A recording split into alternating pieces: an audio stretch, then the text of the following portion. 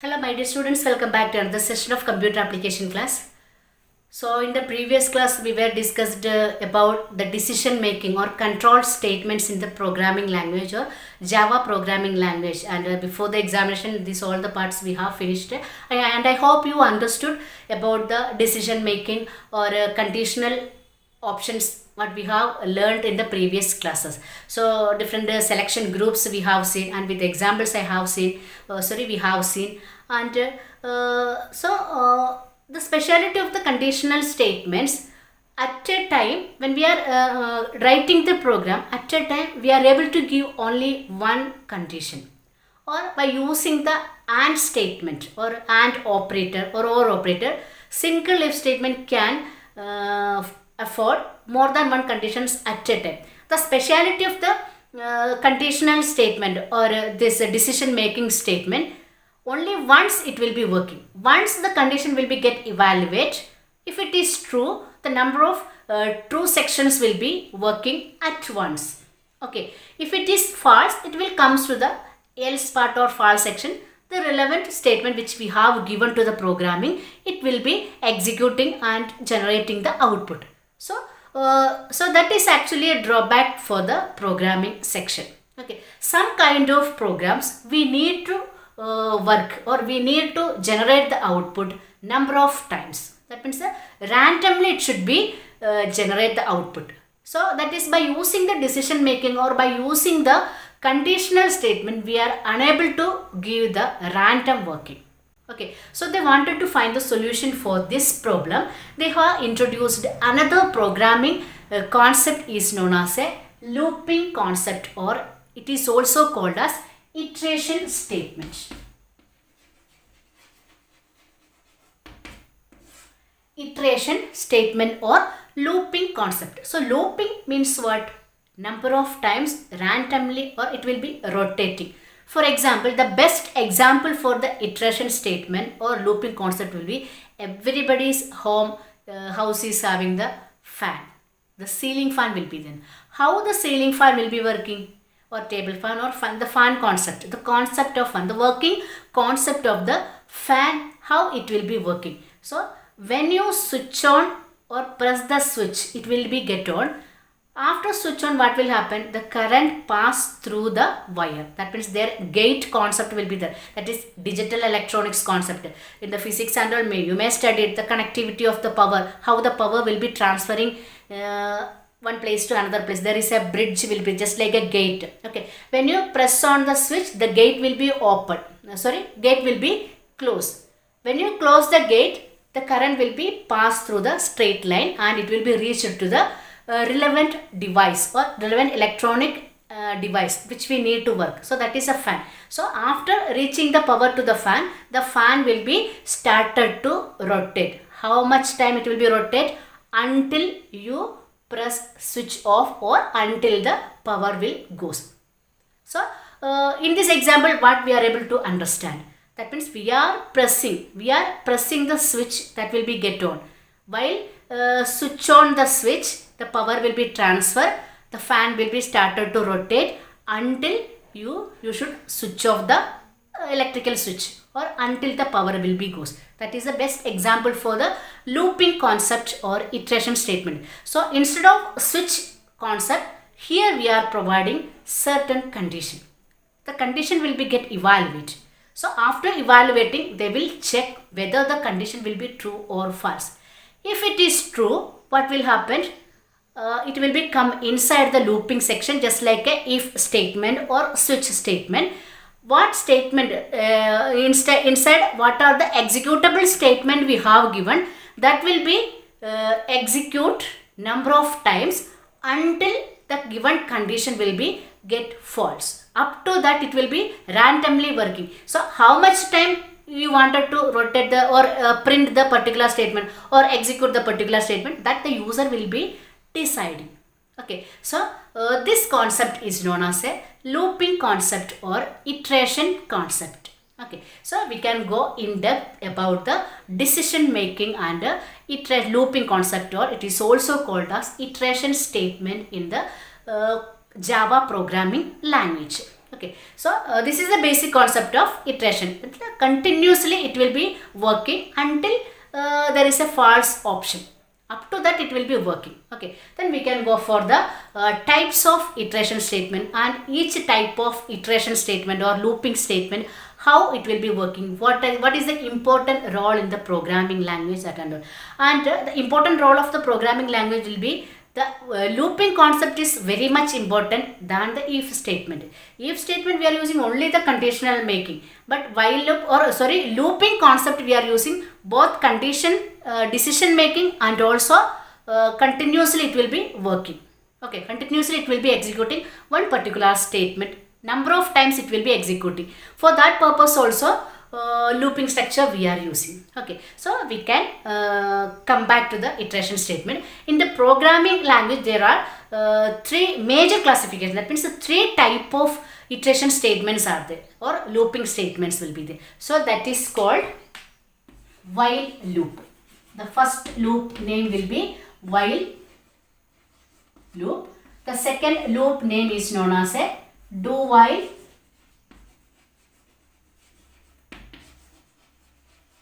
loop.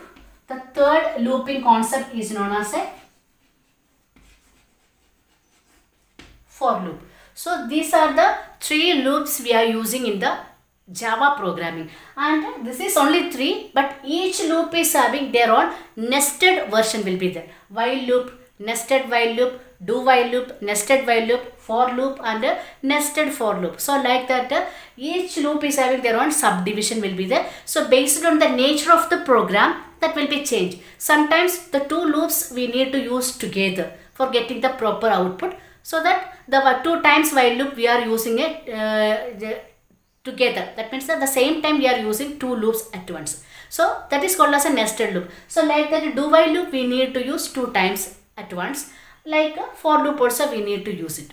Okay, then how the loop will be working, what is the intention of each loop, the working of loop, each loops, and what is the writing method or syntax of each loops we can see with example. And the practical section, this is very much important, and based on the if group of statement or selection statement, to compare with that selection statement is selection statement in the multi selection statement is important than the if. Okay, but when we are using the iteration statement, both will be equal, it will be balancing equally, and than the if group of statement we are using, that means some kind of complicated mathematical problem solvings and all, or software developing and all, we are using much while loop only. And the same time, how many while loops we are using in the programming, the same time may or may not be the number of if condition also we are using. Without using the if condition also we cannot do the while loop. Okay, so that is also will be there, but this is also the important part of the program, the basic foundation of the Java programming concept. So let me start the loop one by one, how the loop will be working. The first loop is called as a while loop. So the name of the loop will be while, and it is also called as a post-tested while loop. Sorry, pre-tested looping concept, not post-tested, pre-tested looping concept. Why it is called as a pre-tested looping concept? With the example you are able to understand. So before going to the example, first you have to understand what is the writing method for the while loop, or how the while loop will be executing, and how many times it will be executing, or how many times or number of times it will be working, that under here we can see. The syntax or writing method for the while loop is called as, you have to write, and complete small letter only, because we already know the looping structure, the programming statement, the first letter will be always capital letter, that will be using in the Java programming. But other programming it is a case sensitive, and Java is also a case sensitive, but the first letter will be become capital letter. So you have to use while and open, just like a conditions and all how we are giving, that is exactly similar to if statement. Okay, while open the parenthesis or bracket, there you have to give the terminating condition. Terminating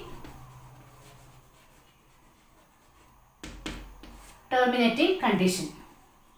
Then open the flower bracket. So here after giving the condition, here you have to give the executable statements. What statement you wanted to execute number of times, that should be in a true section. Only the true part will be for the while. Okay, if the condition will be false, it will be directly exit from the while group of statement. Then after that you have to give increment or decrement operation. Then close the while loop. Okay, so here while, terminating condition and executable statement, increment or decrement. So here how it will be, I'll tell. So terminating condition means if you wanted to execute one particular statement number of times, which basis it has to be execute. So in the if statement, when we are giving the if statement, one program will be to check whether the person will be eligible for vote or not. So we need to check whether the person age will be, he will be eligible or not. So we need to give the condition the person age greater than or equal to 18. So that is a condition. Okay, so certain condition we need to apply, based on the given condition it will be executing. That is if statement. Exactly same process. We have to give some condition or a certain condition you have to provide. So this condition will be get evaluated.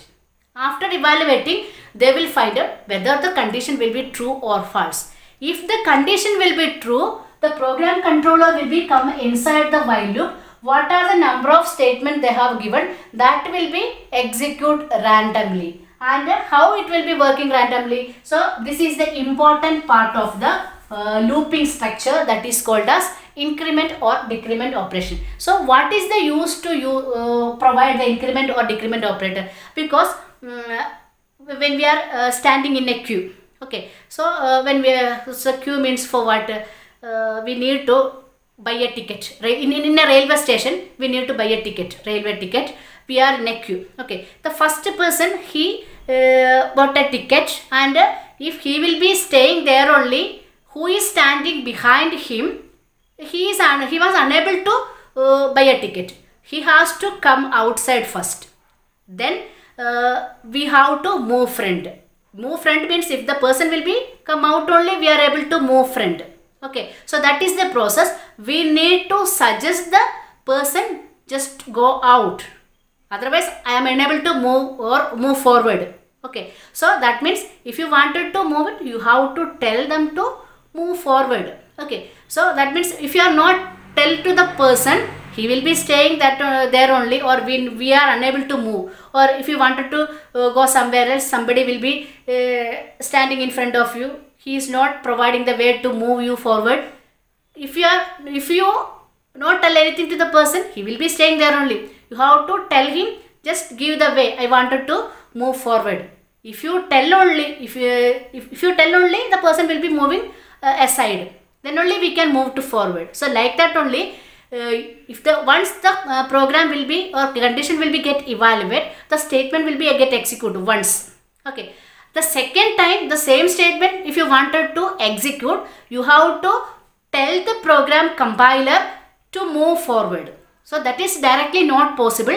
With the help of some operator, we are telling to the compiler to move forward. That operator is called as a increment or decrement operator. This increment and decrement operator we have already studied in the operator lessons, expressions and operator lesson. So the operator will be plus plus operator or minus minus operator. So this plus plus and minus minus operator is having an important role in the looping concept. Not only for the while loop, all the type of looping concept. Okay, so this is the writing method for the while loop. While, terminating condition, if the condition will be true, it will comes to the true section, which are the statement or group of statements we have given that will be execute until the condition will be get false. So this process is not there in the if statement. So if statement, condition will be get evaluated. If it is true, true statement, how many number of true statement we have given, that will be once they will print it and exit from the group. But here it is not like that.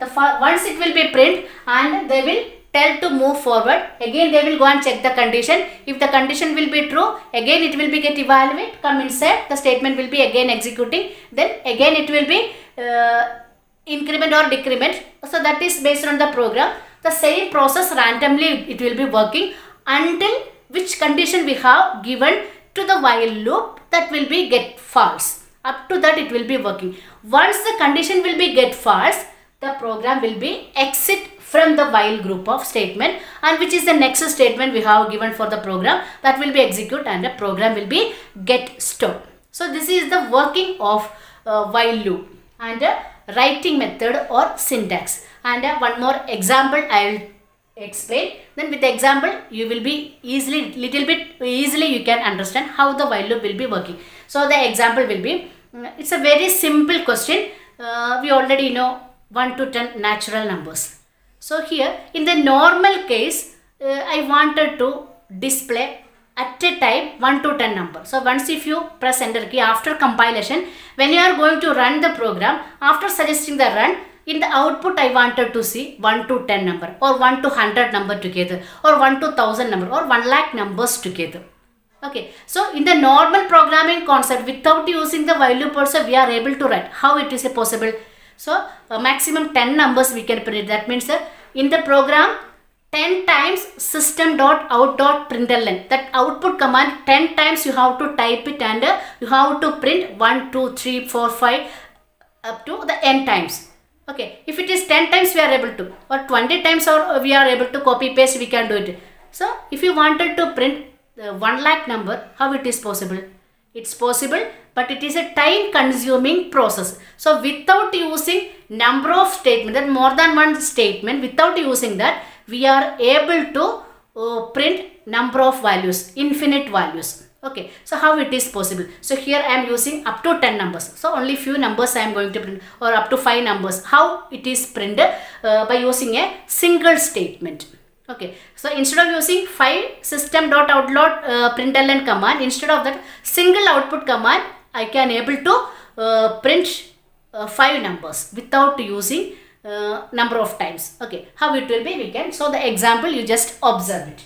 Here is the example for the while loop.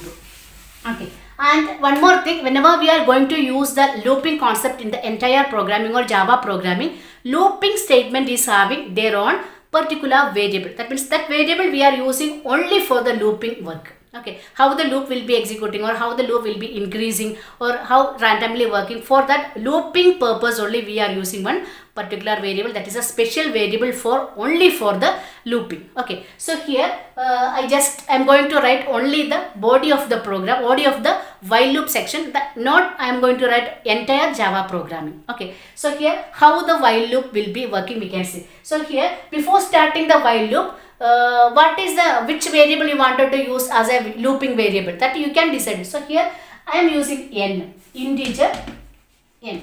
So when we are using to while loop, always the while loop should be initialized with the 1. That means the value should be start with the 1 or printing start with the 1. So that always the declaration and the initialization should be together. So int n equal to 1.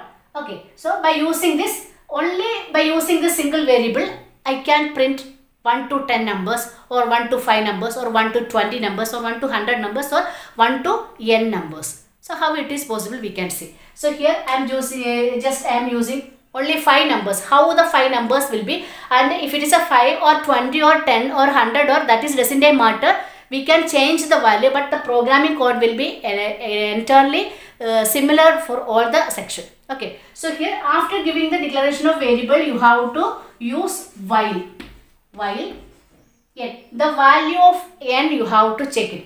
N less than or equal to 5 or limit value. So what is the last value you wanted to print? That is called as a limit value. So our limit value will be 5. Instead of 5 you can give 5, 100, 1000, 1 lakh, 2 lakh, like that. So instead of what number you have given, up to that time it will be working. So here there is not much place will be there, we can show the output, so that I am using only 5. Okay, then after that you have to close the value, parenthesis, then you have to come inside the loop. Then they are evaluating the condition. n less than or equal to 5. So what is the value of n? N equal to 1 less than equal to 5. The condition will be, of course it is true. Okay. If the condition will be true, the program controller will be comes inside the while loop. So what you need to, if the condition will be true, what is the next statement? So our intention will be to print 1, 2, 3, 4, 5 like that. So here next output statement you have to write system dot out dot print ln. You have to print, use the you have to print.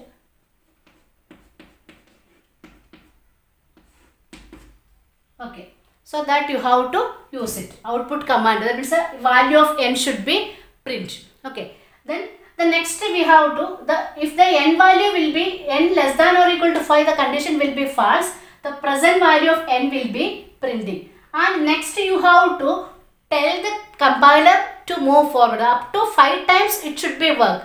So that we have to tell the compiler 5 times to work. So that we have to use the increment. That means we are moving forward, no? So that we are using the increment operator. If you wanted to come back, that means coming backward, that we are using the decrement operator. So here we need to 1, 2, 3, 4. It is a moving forward. So that increment operator we are using. So n equal to n plus 1.